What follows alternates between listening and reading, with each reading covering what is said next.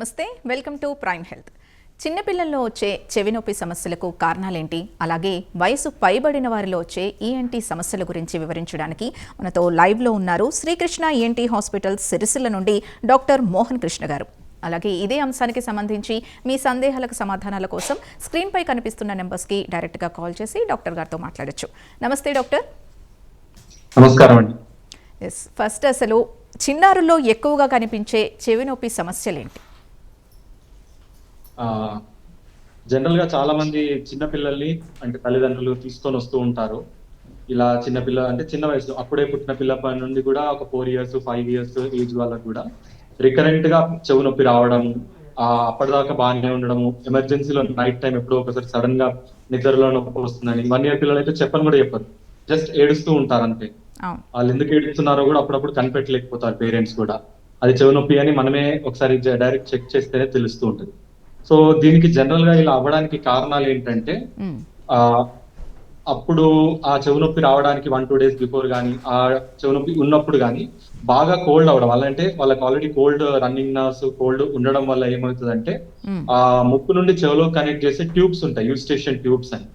అది జనరల్ గా చెవుకి గాలి పారడం కోసం ఉండే ట్యూబ్స్.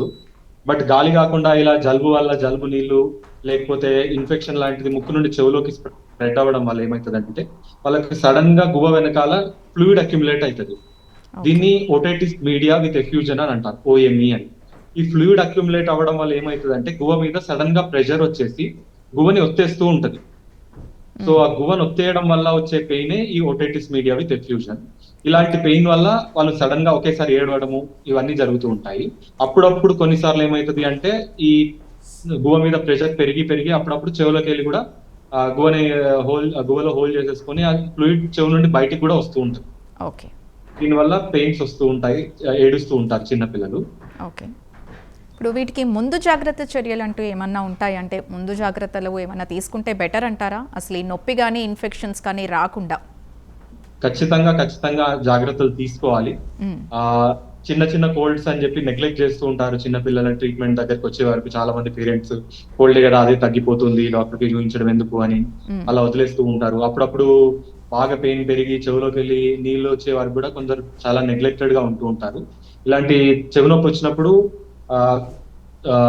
తొందరగా అర్జెంట్ గా డాక్టర్ దగ్గర తీసుకెళ్లి సరైన ట్రీట్మెంట్ తీసుకోవడం వల్ల ఆ ఫ్లూయిడ్ తీసేయచ్చు.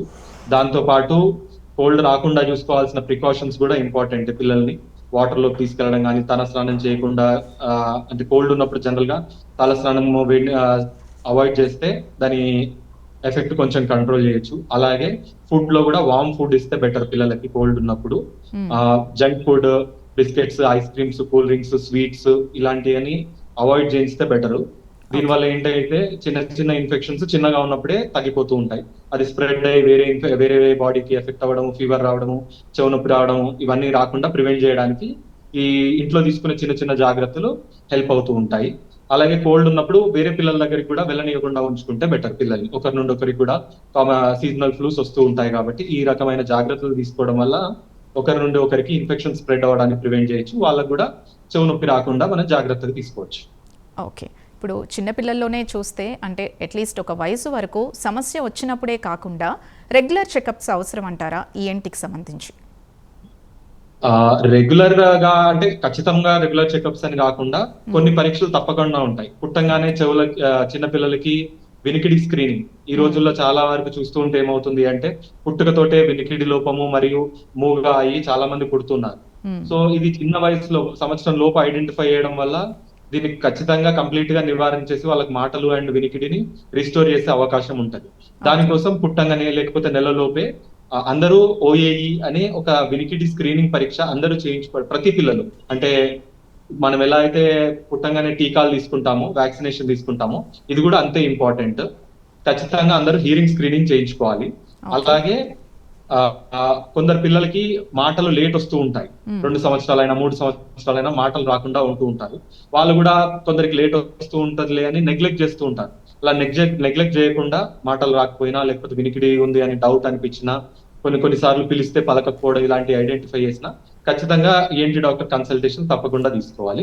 దీంతో పాటు కాఫ్ కోల్డ్ వచ్చినా, చెవు నొప్పి వచ్చినా, వినికిడి లోపం ఉన్నా, ముక్కు నుండి గాలి తీసుకోవడం ఇబ్బంది ఉన్నా, అలాగే కొందరు పిల్లలకి గురక ప్రాబ్లం, గురక రావడం లాంటి ప్రాబ్లమ్స్ ఉన్నాయి. ఇవన్నీ చాలా చిన్న చిన్న ప్రాబ్లమ్స్ గా నెగ్లెక్ట్ చేస్తూ ఉంటారు. కానీ అది చిన్నగా ఉన్నప్పుడు కరెక్ట్ గా అడ్రస్ చేస్తే దాని వల్ల వచ్చే ప్రమాదాలని మనం నివారించవచ్చు. ఓకే, ఒక కాలర్ రెడీగా ఉన్నారు. నర్సింగరావు కరీంనగర్ నుంచి. నర్సింగరావు గారు మాట్లాడండి. నమస్కారం సార్. నమస్తే. హలో, నమస్కారం సార్. నమస్తే నమస్తే, చెప్పండి. సార్ సుజలాన్ కొనుక్కోవచ్చా సార్? ఈ రేట్లో మేము 66 లో కొన్నాం సార్. యావరేజ్ ఏమైనా చేయమంటారా? అర్థం కాలేదు, ఒకసారి రిపీట్ చేస్తారు question. Suzlon sir, Suzlon shell, Suzlon energy. Hello hello, Suzlon energy sir. Allergy, seasonal allergies. Suzlon energy sir. Hello, ఏమంటున్నాను? సరే, మీరు టీవీ సౌండ్ తగ్గించి మ్యూట్ లో పెట్టి డైరెక్ట్ గా ఫోన్ లో డాక్టర్ గారితో మాట్లాడండి. కొంచెం గట్టిగా మాట్లాడండి. సుజలాన్ షెల్ ఈ రేట్లో కొనుక్కోవచ్చా సార్? ఏమంటున్నారండి? ఇంకొకసారి చెప్పండి. హలో, ఇంకొకసారి చెప్పండి మీ సమస్య. నేను బిజినెస్ ఫ్రేమ్ టైం మాట్లాడుతున్నాను మేడం. మీ సమస్య ఏంటి? నేను సుజలాన్ ఎనర్జీ కొనుక్కోవచ్చా? అలర్జీ అనేది అంటున్నారు. ఇది సంథింగ్ కొనుక్కోవచ్చా అని అడిగారు. నాకు అంతే, అసలు వాళ్ళు ఏం మాట్లాడుతున్నారో క్లియర్ గా అర్థం కాలేదు. సంథింగ్ అలర్జీకి సంబంధించిన మెడిసిన్ వాడచ్చా అన్నట్టుగా ఏదో అడుగుతున్నట్టు అనిపించారు. అంటే అలర్జీకి సంబంధించి మామూలుగా మనకు over the counter cetirizine tablets తప్ప వేరే ఏ మెడికేషన్ అయినా కూడా డాక్టర్ కన్సల్టేషన్ లేకుండా వాడడం అంత కరెక్ట్ కాదు. ఎందుకంటే అంటే మనకు తెలుసు, చాలా వరకు కొందరికి ఐడియా ఉంటది, కొన్ని మెడిసిన్స్ మనము మా ఇంట్లో వాళ్ళు వాడారు, వాళ్ళకి తగ్గింది, సో అదే మెడిసిన్ మనం కూడా వాడితే బెటర్ అని చాలా మంది ఒపీనియన్ చూస్ చేసుకుంటారు. కానీ అందరికీ ఒకే రకమైన ప్రాబ్లమ్స్ ఉండవు. అలర్జీ అయినప్పటికీ, లేకపోతే దానికి సంబంధించిన సైనస్ ప్రాబ్లం తప్పటికి అందరికీ ఒకేలాంటి ట్రీట్మెంట్ ఉండదు. సో బెటర్ ఒక్కసారి మీకు nearest ENT doctor consultation and opinion తీసుకొని అలర్జీ ఎందుకు వస్తుంది, ఏ ఐటమ్స్ వల్ల వస్తుందో కనిపెట్టి అలర్జీ టెస్ట్ ఏమైనా ఉంటుంది. అలర్జీ టెస్ట్ లో ఏమవుతుంది అంటే మనకు మన బాడీకి ఏమేమి పడట్లేదో తెలుసుకోవడానికి ప్యానల్ ఉంటుంది అనమాట. Variety of food items, variety of dust and పూలు, బయట పోలెన్, రెగ్యులర్ గా మనం డే టు డే లైఫ్ లో ఫేస్ అయ్యే అలర్జీ ఐటమ్స్ అన్నిటితోటి స్కిన్ ప్రిక్ టెస్ట్ అని అంటారు. ఆ టెస్ట్ చేయించుకుంటే మనకి ఏమేమి ఐటమ్స్ పడుతున్నాయి, ఏమేమి ఐటమ్స్ పడట్లేదో తెలుసుకోవచ్చు. అండ్ వాటిని దూరం పెడుతూ ప్యారలల్ గా అలర్జీ ట్రీట్మెంట్ కూడా డాక్టర్ అడ్వైస్ తో మాత్రమే తీసుకోవాలి. ఓకే, ఇది వరకు అంటే ఓకే, ఇంకో కాలర్ ఉన్నారు. రామంతపూర్ నుంచి జగన్న గారు మాట్లాడండి.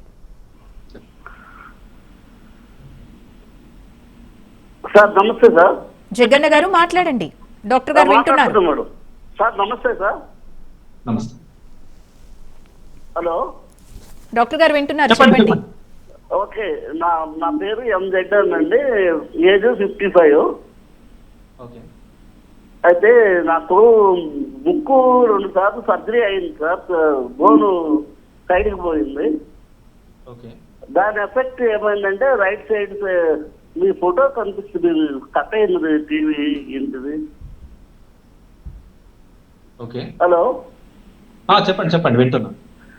అయితే నేను ఒకసారి 2008 లో ముక్కు ఆపరేషన్ చేయించుకున్నా సార్.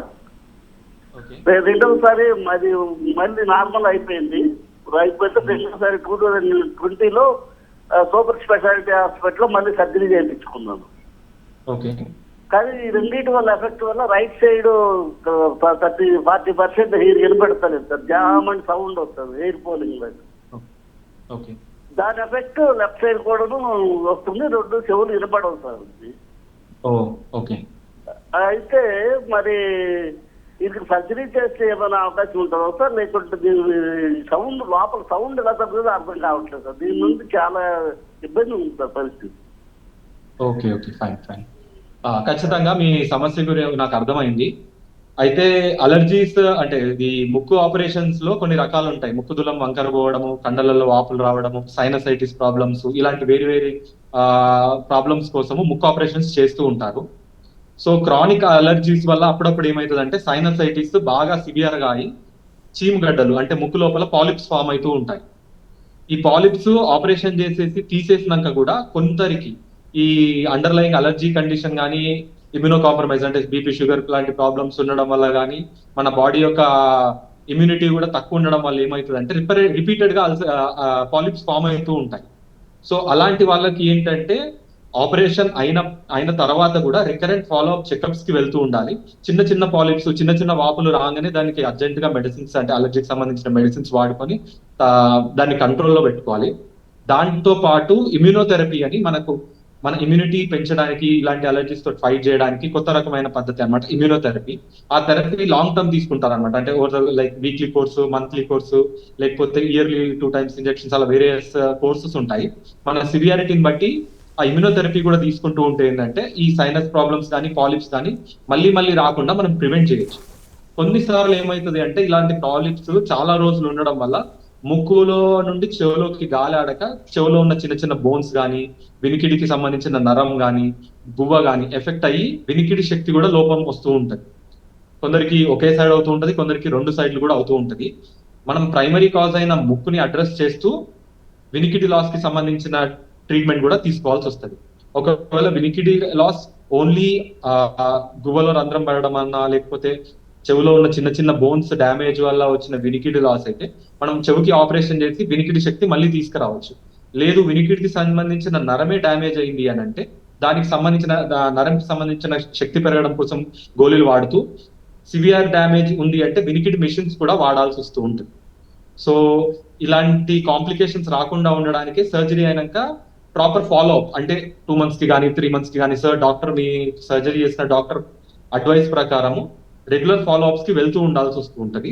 అండ్ ఆపరేషన్ అయినాక అలర్జీ ప్రాబ్లం ఏమన్నా ఉంటే అలర్జీకి సంబంధించిన ట్రీట్మెంట్ కూడా కంటిన్యూ చేయాల్సిన అవసరం ఉంది.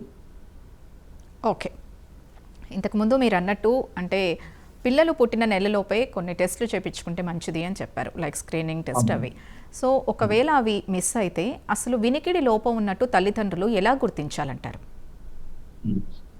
అది యాక్చువల్ గా ఇప్పుడు ఎలా అయితే వ్యాక్సిన్స్ అయినాయో మనకు వినికిడి స్క్రీనింగ్ అండ్ కంటి స్క్రీనింగ్ కూడా చాలా హాస్పిటల్స్ లో, గవర్నమెంట్ హాస్పిటల్స్ కానీ, ప్రైవేట్ హాస్పిటల్స్ కానీ, కొన్ని ఎయిమ్స్ లాంటి ప్రెస్టీజియస్ ఇన్స్టిట్యూట్స్ లో కానీ పక్కా అందరి పిల్లలకి హియరింగ్ స్క్రీనింగ్ చేయిస్తున్నారు. అదొకటి మ్యాండేటరీ అయింది. కానీ చాలా మంది మిస్ అవుతూ ఉంటారు. అప్పుడప్పుడు వాళ్ళు చిన్న టెస్ట్ కదా తర్వాత చేద్దామని, లేకపోతే వాళ్ళు డెలివరీ అయిన హాస్పిటల్లో కానీ, పీడియాట్రిషియన్ దగ్గర కానీ ఈ ఫెసిలిటీ లేకపోవడం వల్ల కూడా మిస్ అయిపోతూ ఉంటారు. సో అలా అయినప్పుడు చాలా వరకు ఎర్లీ సైన్స్ అంటే పిల్లలకి 6 months to 8 months వచ్చే వరకు వాళ్ళంతా సెడెంటరీ బెడ్ లోనే ఉంటారు కాబట్టి ఎర్లీ ఐడెంటిఫికేషన్ కష్టము. బట్ 1 year లోకి మళ్ళీ వద్దామండి. విశాఖపట్నం నుంచి సూర్యనారాయణ ఒక కాలర్ అవైలబుల్ ఉన్నారు. సూర్యనారాయణ గారు మాట్లాడండి. అదేనమ్మా, నాకు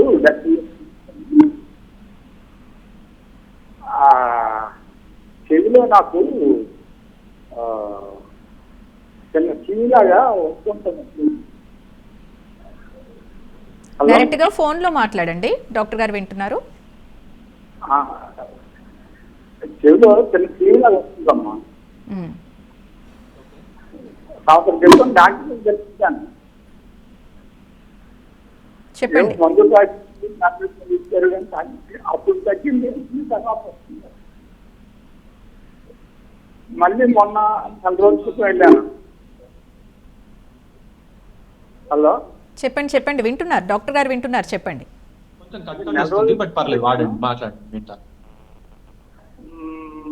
అప్పుడు తగ్గింది, మళ్ళీ ఇప్పుడు స్టార్ట్ అయింది. చీము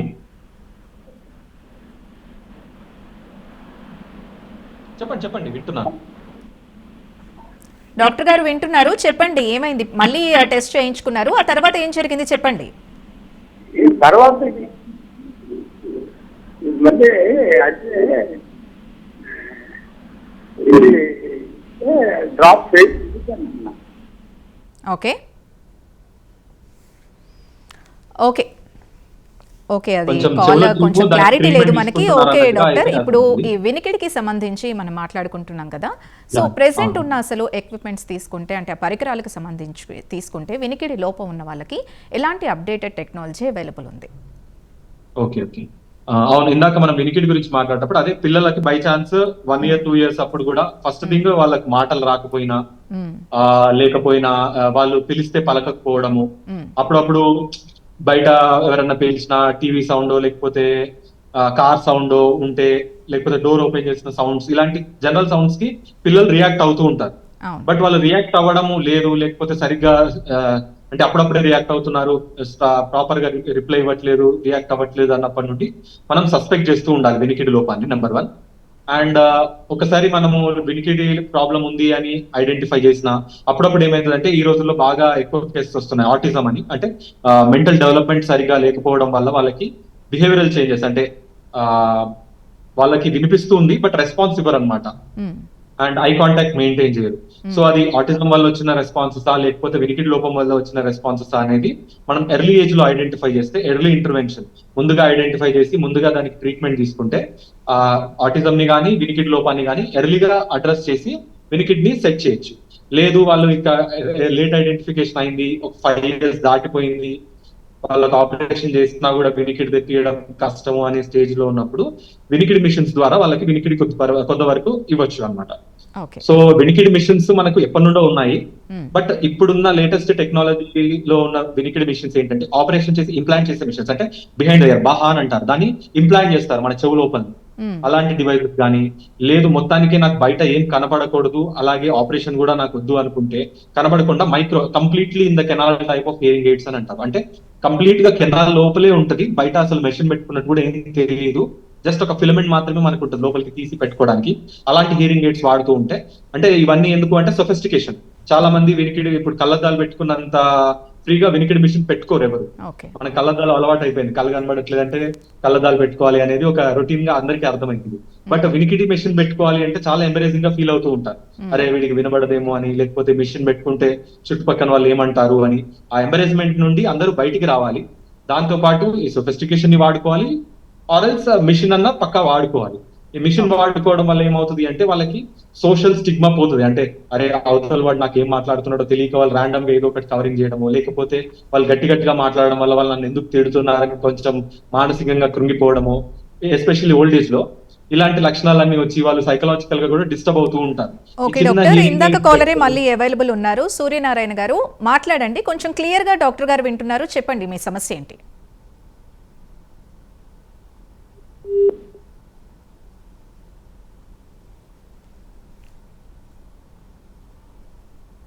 ఓకే డాక్టర్ గారు, ఇప్పుడు చూసుకుంటే అంటే జనరల్గా పిల్లల్లోనే చూసుకుంటే హెడ్సెట్స్ కానీ ఇయర్ ఫోన్స్ కానీ అలాగే టీవీ వాల్యూమ్ హైలో ఉన్నప్పుడు కానీ అసలు వచ్చే సమస్యలు ఏంటి?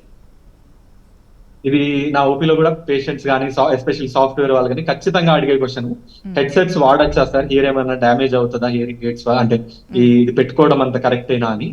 ఈ రోజుల్లో అంటే ఇప్పుడున్న జనరేషన్ కానీ పెద్దవాళ్ళు కానీ చిన్నవాళ్ళు కానీ వినికిడి లోపం పెరగడానికి మెయిన్ కారణము ఈ హెడ్సెట్. ఈ హెడ్సెట్ పెట్టుకొని హై వాల్యూమ్ లో సౌండ్స్ వినడం వల్ల, హై డెసిబుల్ సౌండ్స్ డైరెక్ట్ చెవునరంకి దగ్గరం వల్లనే వినికిడి లోపము, గుయ్యని శబ్దాలు స్టార్ట్ అవ్వడము, తల తిరగడము, నిద్ర పట్టకపోవడం ఇవన్నీ మొదలవుతున్నాయి పిల్లలలో కానీ పెద్దలలో కానీ అందరికీ కూడా. సో ఖచ్చితంగా హెడ్సెట్ వాడడం వల్ల వినికిడికి ఎఫెక్ట్ అవుతుంది. దాంతో పాటు ఈ టీవీ వాల్యూమ్ హైగా పెట్టుకోవడం కూడా అవాయిడ్ చేయాలి. మరీ లోపలికి డివైసెస్ పెట్టుకునేటి అయితే పక్కా అవాయిడ్ చేయాలి. స్పీకర్ ఫోన్ లో మాట్లాడడము, లేకపోతే ఫోన్ ని కొంచెం దూరంగా పెట్టి మాట్లాడడం వల్ల మన చెవిని ప్రొటెక్ట్ చేసుకోవచ్చు మనం. ఓకే, ఇప్పటి వరకు పిల్లల గురించి చెప్పారు, ఇక ఓల్డ్ ఏజ్ లో వచ్చే వినికిడి సమస్యలు ఏంటి, అంటే ఈఎన్టీకి రిలేటెడ్ సమస్యలు ఏంటి, అంటే కామన్ గా వచ్చేవి, ఎలాంటి జాగ్రత్తలు తీసుకోవాలి? ఓకే, అదే మనము ముందు కూడా అడ్రస్ చేస్తాం. యాక్చువల్ గా వినికిడి లోపం జనరల్ గా చిన్నపిల్లలనే కాకుండా ఇప్పుడు పెద్దల అంటే చిన్నపిల్లలలో ఐడెంటిఫై చేయడము ఇప్పటి గురించి డిస్కస్ చేస్తాము. బట్ ఇప్పుడున్న మన లైఫ్ స్టైల్ చేంజెస్ వల్ల కానీ, మన వే ఆఫ్ లివింగ్ వల్ల కానీ కొంచెం అంటే ఒకప్పుడు ఏంటంటే 60+, 65+ లో వచ్చే హియరింగ్ ప్రాబ్లమ్స్ 45, 40 అప్పుడప్పుడు 35 years కి కూడా హియరింగ్ లాస్ స్టార్ట్ అవుతుంది కొందరికి. సో ఇంత ఎర్లీగా రావడానికి కారణాలు ఏంటి? మెయిన్ గా మన లైఫ్ స్టైల్ చేంజెస్, మన ఫుడ్ హ్యాబిట్స్ కానీ, పోషకాహారాలు లేకపోవడం వల్ల కానీ, ఎక్సెసివ్ ఫ్యాట్ ఫుడ్ తీసుకోవడం వల్ల కానీ, మన ఫుడ్ లో గ్రీన్ వెజిటేబుల్స్ ఇలాంటివి లేకపోవడం వల్ల, యాంటీ ఆక్సిడెంట్ ఫుడ్స్ లేకుండా ఉండడం వల్ల ఎర్లీ అంటే మన డైటరీ హ్యాబిట్స్, దీంతో పాటు స్మోకింగ్ అండ్ ఆల్కహాల్ కన్సంప్షన్, ఇది కూడా మనకు వినికిడి నరం యొక్క శక్తిని తగ్గిస్తూ ఉంటది. అండ్ దాంతో పాటు మన లైఫ్ స్టైల్ యాక్టివ్ లైఫ్ కాకుండా సెడెంటరీ లైఫ్ లో ఉండడం వల్ల కూడా మన బాడీకి సంబంధించిన సర్క్యులేషన్ ఎఫెక్ట్ అవి, వినికిడి నరానికి సరిపడేంత యాంటీ ఆక్సిడెంట్స్ అందకపోవడం వల్ల, సర్క్యులేషన్ సరిగా లేకపోవడం వల్ల కొంచెం ఎర్లీ ఏజ్ లోనే వినికిడి లోపం మొదలవుతుంది. ఎస్పెషల్లీ ఎల్డర్లీ పీపుల్ లో. ఒకప్పుడు 60-65+ వచ్చినాకనే ఐడెంటిఫై అయ్యే ప్రాబ్లము ఇప్పుడు 40-50లో ఐడెంటిఫై అవుతుంది. దీంతో పాటు కొందరి వర్క్ ఎన్విరాన్మెంట్, అంటే వాళ్ళు పనిచేసే ప్లేస్ లో హెవీ సౌండ్స్, హెవీ మెషినరీస్ దగ్గర వర్క్ చేయడం వల్ల కానీ, లేకపోతే కొంచెం ట్రాన్స్పోర్ట్ వాళ్ళకి లైక్ హెవీ వెహికల్స్ నడిపే వాళ్ళకి కానీ, లేకపోతే హారన్ సౌండ్స్ గట్టి గట్టిగా లారీస్ దగ్గర వర్క్ చేసే వాళ్ళకి కానీ, లేకపోతే వాళ్ళు ఎక్కడన్నా వాళ్ళు ఉండే ఇంటి దగ్గర చుట్టుపక్కల కూడా ఏమైనా ఫ్యాక్టరీస్ ఉండి లౌడ్ సౌండ్స్ కి బాగా ఎక్స్పోజ్ అవ్వడం వల్ల కూడా ఈ వినికిడి లోపం అనేది ఎర్లీగా స్టార్ట్ అవుతూ ఉంటుంది. సరే, ఇప్పుడు చాలా మందిలో కామన్ సమస్య ఒకటి మీరు విని ఉంటుంటారు, చెవిలో గంట మోగినట్టుగా శబ్దం వస్తుంది అని చెప్తూ ఉంటారు. ఇది ఎందువల్ల అంటారు? ఈ చెవిలో గంట మోగడం అనే దాన్ని టినిటస్ అని అంటారు, అంటే ringing sensation in the year. ఇలా సౌండ్స్ రావడానికి చాలా కారణాలు ఉంటాయి. బట్ మనం రొటీన్ గా చూసే సమస్యలలో మనం ఇప్పటిదాకా డిస్కస్ చేసింది లౌడ్ సౌండ్స్ కి ఎక్స్పోజ్ అవ్వడం వల్లని, బాగా లౌడ్ సౌండ్స్ కి ఎక్స్పోజ్ అవడం వల్ల కానీ, లేకపోతే ఇలా ఇయర్ ఫోన్స్ ఎక్కువ రోజులు వాడడం వల్ల కానీ ఆ వినికిడికి సంబంధించిన నరం డ్యామేజ్ అవ్వడానికి ప్రథమ సూచన అన్నమాట ఇది. ఇలా టినిటస్ స్టార్ట్ అయింది అని అంటే మనకు వినికిడికి సంబంధించిన నరం ఎఫెక్ట్ అవ్వడం స్టార్ట్ అయింది అని అర్థం. దీంతో పాటు సాల్ట్ కన్సంప్షన్ పెరగడం వల్ల, ఈ వాటర్ కలెక్షన్ ఇన్నర్ ఇయర్ లో ఎక్కువ కలెక్షన్ పెరగడం వల్ల కూడా ఈ సౌండ్ అనేది వినికిడి నరం వరకు వెళ్ళకపోవడానికి ఆపిస్తూ ఉంటుంది. దీనివల్ల ఈ గుయ్యి అనే శబ్దాలు, అంటే టినిటస్ అనే ప్రాబ్లము మొదలవుతూ ఉంటుంది. ఇలాంటి ప్రాబ్లం వచ్చినప్పుడు దానికి తగిన కారణాలు ఏంటో ముందే డాక్టర్ దగ్గరికి వెళ్ళి కనుక్కొని దాన్ని ఆ కారణాలని దూరంగా పెట్టేసి ఇది రాకుండా దానికి సంబంధించిన మెడిసిన్స్ వాడుకుంటే ఈ సమస్యని కంప్లీట్ గా నివారించవచ్చు. చాలా రోజులు టినిటస్ ప్రాబ్లం అలాగే ఉంటే ఏమవుతుంది అని అంటే వినికిడికి సంబంధించిన నరం డ్యామేజ్ అయ్యి వాళ్ళు పర్మనెంట్ గా హీరింగ్ లాస్ అయ్యే అవకాశం ఉంటుంది. ఓకే, ఇప్పుడు నెక్స్ట్ అలాగే ఈ వ్యాక్స్కి సంబంధించి ఇన్ఫర్మేషన్ ఇస్తారా? అంటే అది వ్యాక్స్ ఫామ్ అయినప్పుడు సెల్ఫ్ ట్రీట్మెంట్ ఓకేనా, లేదా డాక్టర్ని కన్సల్ట్ అయ్యి ట్రీట్ చేసుకుంటే బెటర్ అంటారా? లేదు, వ్యాక్స్ అనేది ఏంటి అంటే మన చెవు లోపల ఉన్న చర్మం యొక్క నార్మల్ సెబేషియస్ సిక్రీషన్, అంటే మన చర్మం నుండి ఎలా స్కిన్ నుండి స్వెట్ వస్తుందో, ఫేస్ నుండి పింపుల్స్ ఫామ్ అవడానికి పింపుల్స్ కి సంబంధించిన సీబం ఎలా వస్తుందో, చెవులో నుండి వచ్చే కలెక్షనే ఇది. ఈ కలెక్షన్ మామూలుగా మనం తినేటప్పుడు కానీ, స్నానం చేసేటప్పుడు, హెడ్ బాత్ చేసేటప్పుడు కానీ, ఐ ఇయర్ మూమెంట్స్ తో అప్పుడు కానీ ఎప్పుడో ఒకప్పుడు అదే పొడి లాగా అయ్యి బయటకు పడిపోయే మెటీరియల్ వ్యాక్స్ అంటే. మనం దాన్ని ఇయర్ బడ్స్ తో కానీ, పెన్సిల్ పెన్ కానీ ఏదైనా పెట్టి దాని సిలియరీ మూమెంట్ ని బ్లాక్ చేస్తే, అంటే దాని సిలియరీ మూమెంట్ తోటి అదే అలా బయటకు వచ్చేసి పడిపోయే పాత్వేని మనం దాన్ని బ్లాక్ చేస్తేనే అది వ్యాక్స్ లాగా బాల్ లాగా అయ్యి లోపల బ్లాక్ అవుతూ ఉంటుంది. సో ఇలా పెట్టడం వల్ల, ఈ ఇయర్ బడ్స్ పెట్టి తిప్పడం వల్ల మనకు కొంచెం అనిపిస్తూ ఉంటుంది వ్యాక్స్ కొంచెం బయటకు ఉన్నది బయట పడినట్టే అనిపిస్తుంది. బట్ కొంచెం బయటకు వచ్చేస్తుంది, మిగతా పార్ట్ అంతా లోపలికి వెళ్ళి ఒక బాల్ లాగా ఫామ్ అవుతూ ఉంటుంది. ఈ బాల్ అంతా చెవులో ఫామ్ అయిపోయి మన గువ్వలకి డైరెక్ట్ సౌండ్ అందకుండా చేసి వినికిడి శక్తిని తగ్గిస్తూ ఉంటది. మళ్ళీ నొప్పి కూడా క్రియేట్ అవుతూ ఉంటది. దీన్ని ఇంట్లో క్లీన్ చేసుకోవడం అనేది చాలా పెద్ద తప్పు. అప్పుడప్పుడు ఈ ఈ మనకు కనిపించదు కదా చెవు లోపల అనేది, కనిపించకుండా బ్లైండ్ గా పుల్లలు కానీ ఇయర్ బడ్స్ కానీ పెట్టడం వల్ల ఈ వ్యాక్స్ వెళ్ళి గువ్వని డైరెక్ట్ గా టచ్ చేయడము, చెవు గువ్వ నొప్పి రావడము, లేకపోతే గువ్వకి రంధ్రం పడిపోవడం, ఇలాంటి ప్రమాదాలు అయ్యే అవకాశం ఉంటుంది. సో ఖచ్చితంగా వ్యాక్స్ అనేది ఇంట్లో క్లీన్ చేసుకోవద్దు. ఒక డాక్టర్ ని కన్సల్ట్ చేసి వ్యాక్స్ డ్రాప్స్ అన్న వాడుకోవాలి. ఇంట్లో డైరెక్ట్ గా డ్రాప్స్ ఉంటే డ్రాప్స్ కూడా వాడుకోవచ్చు, వ్యాక్స్ కి సంబంధించిన డ్రాప్స్. బట్ ఒకవేళ వ్యాక్స్ సంబంధించిన డ్రాప్స్ వాడినా అది కంప్లీట్ గా క్లియర్ అవ్వట్లేదు, బయటకి పడట్లేదు అని అంటే ఒక డాక్టర్ తో మాత్రమే క్లీన్ చేయించుకోండి. వాళ్ళ దగ్గర సక్షన్ మెషిన్ ఉంటుంది, ఆ మెషిన్ తోటి నెగిటివ్ ప్రెషర్ తోటి బయటికి లాగేస్తారు. ఎలాంటి పుల్లలు కానీ ఇయర్ బడ్స్ కానీ మెషిన్ కానీ పెట్టడం మంచిది కాదు. ఓకే, ఒకసారి థ్రోట్ క్యాన్సర్ గురించి కూడా ఒకసారి చెప్పండి. Okay okay okay thank you doctor. ఏంటి సమస్యల గురించి అటు పిల్లల్లో కానీ ఇటు పెద్దల్లో కానీ వచ్చే సమస్యల గురించి తీసుకోవాల్సిన జాగ్రత్తల గురించి చాలా మంచి ఇన్ఫర్మేషన్ ఇచ్చారు. Thank you once again. ఇది ఈరోజు ప్రైమ్ హెల్త్. రేపటి ప్రైమ్ హెల్త్లో మళ్ళీ కలుద్దాం. Keep watching prime 9.